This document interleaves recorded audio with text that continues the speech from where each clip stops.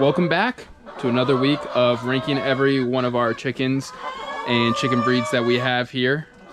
And today's an exciting one because it's a super rare breed that we have. Probably our rarest that we have. I'm not sure if you've heard of them, but let's talk a little bit about them.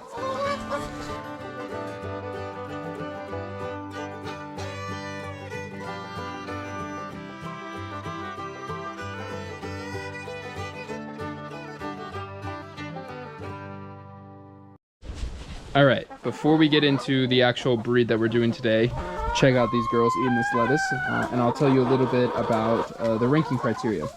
So, all of our birds are ranked on 4 different criteria, if you can hear me over the screaming. The first one is eggs, so that's everything to do with eggs, from egg color, egg quantity, egg size, egg frequency, all those things. The second category is broodiness, so how often does the chicken stop laying eggs because she wants to go broody and sit on eggs and hatch them out, and in turn stop laying eggs. So that's broodiness. Gosh, it is a noisy one today. The third one is friendliness. So how friendly is the chicken with us, and how friendly is the chicken with all the flock mates? As you can see, we have a bunch of different diverse breeds, shapes, sizes, personalities. So how well do they get along with everyone else is friendliness. And then the fourth is a total fun category, and that is friendliness. Or I just said friendliness. Cuteness. It's a total catch-all category, whatever we want to include that's unique about the bird, whether it's physical appearance, personality, besides friendliness, personality, interesting characteristics about them, things like that.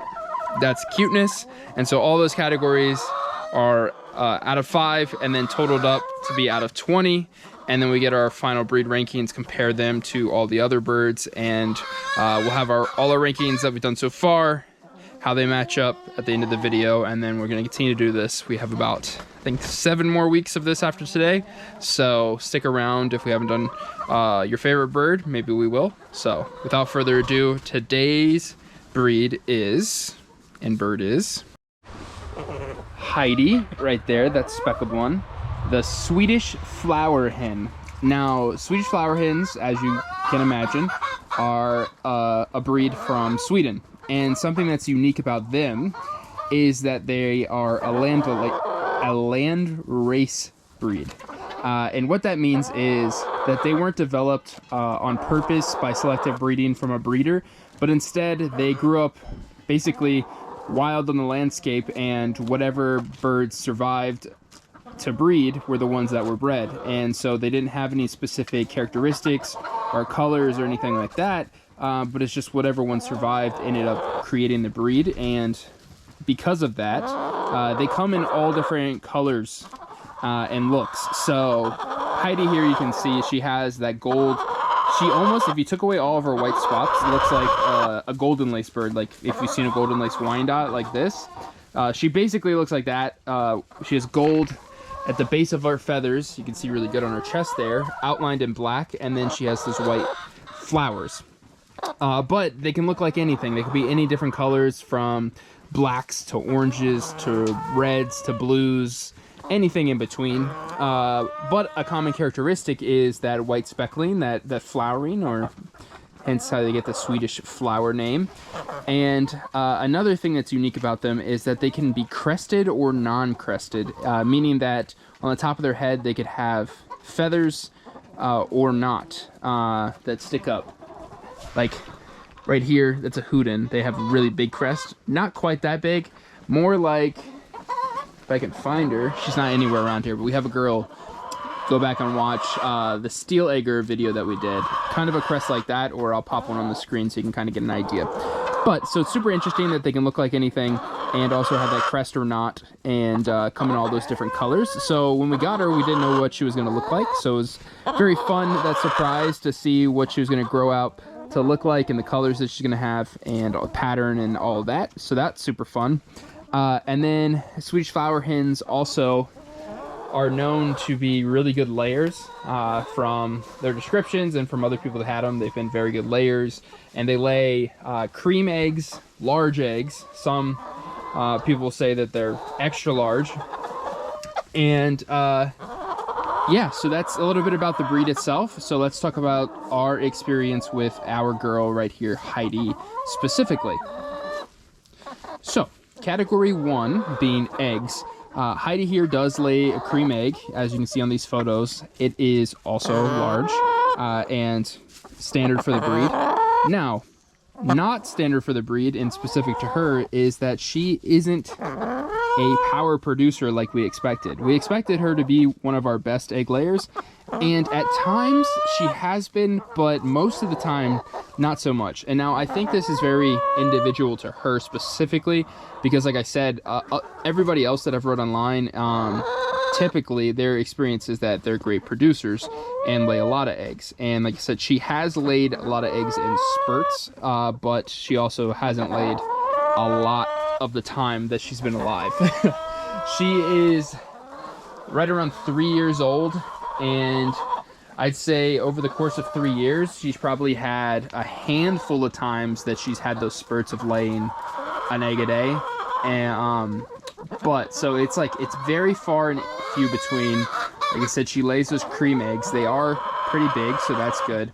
But all in all, our specific experience with our one Swedish flower hen, Heidi, has been that she hasn't laid nearly as consistently as we thought she would, or the amount that she would. So I am gonna give her a 1.5 out of 5. The 1 because it's so low, and I'll give her the half because there have been some spurts. So 1.5 out of 5 there for eggs. Now broodiness will be a really short category because she's 3 years old, never been broody, so she's gonna get the obligatory 1 out of 5 there as well. So here's where she stands out from the flock in category friendliness. So she is super curious, super outgoing, super inquisitive, in your face. You can see from these videos and these photos that I'll put up on the screen as well that she is a ham for the camera. She's very inquisitive. She likes to jump up on the chair when you're in it. She likes to jump up on you. She'll get in your face, explore you, hang out with you. Overall, just very outgoing. And I think that's partially, part of that land race, like surviving in the wild wilderness sort of situation, that she's very smart. She likes to investigate things and figure out if they're safe, if they're not safe, what's going on. So anytime you're out here with anything unique, she's looking at it, investigating, exploring it, hanging out with you, investigating you, seeing if you have anything to offer or not. So overall for friendliness, I'm gonna give her a solid 5 out of 5. It doesn't get much more friendly than her. She's very outgoing, very personable. Really enjoyed her from that aspect. And then cuteness. So like I said, it was very fun to not know what she was going to look like in the box. See if I can throw a picture of her when we opened it up. The box when we first got her and saw what she looked like. So this is what she looked like as a chick, and now you can see what she looks like now. And she's gotten that flower pattern, which is cool, and as with a lot of other breeds that are speckled, flowered like that, they do get more white speckles over time. So she has gotten more white speckles over time as she's molted each time. They look a little bit different. But her personally, I think it's really cool that she has that golden lace pattern, because that lace pattern and like golden lace specifically is a very pretty pattern to me personally. But we don't have any other chickens in our flock that do have that pattern. So it's cool that we kind of got two birds, one stone. We got this little really cute, cool looking speckled pattern with the flowering, but then we also got the golden lace underneath. So it's very unique. She's very pretty. It probably doesn't even translate that well on camera, but in person she is gorgeous. She is really outgoing, really cute, always in your face, really personable, really pretty. I can't really ask much more from a cuteness perspective. I mean, she's got a great personality and great looks to match. And like I've said previously, that with the breed, you never know what you're going to get as far as looks. So that's also fun. She's definitely a breed that I would want to try again. from just because she hasn't produced like we thought, but the personality has been amazing. We're limited in space where we are now, so that's why we just have pretty much one of every breed that we've wanted to try, but it's kind of giving us a good idea of what birds that we do want again, which ones we don't. But Swedish Fowler Hen would definitely be one that we would try again when we have more space and see everything else, because I'm going on a whole long ramble with this. I'm supposed to give a grade for cuteness. Cuteness for her, I would also give her a solid 5 out of 5. Not much more you can ask for with that. So, all in all, she is not as good of an egg producer as we thought, but she is super friendly to humans and pretty much in the flock. Like you just saw her chase away a younger girl, but it's all just flock hierarchy. She's never been rude to anyone, but she has been, stands her ground and is friendly to us. So super friendly, super cute. And so that overall gives her a ranking of this right here on the screen out of 20, which for our overall rankings, you can see right here, this is where she ranks overall out of all the girls that we've done so far. And we're going to continue to do this. We got, I think, 7 more weeks. So stick around, come back, give us a watch, subscribe if you like this content. Let us know what you like, what you don't like. Let us know if you've even heard of the Swedish Flower Hen before. Drop comments below. We'll be sure to respond to any one of their comments. So appreciate it.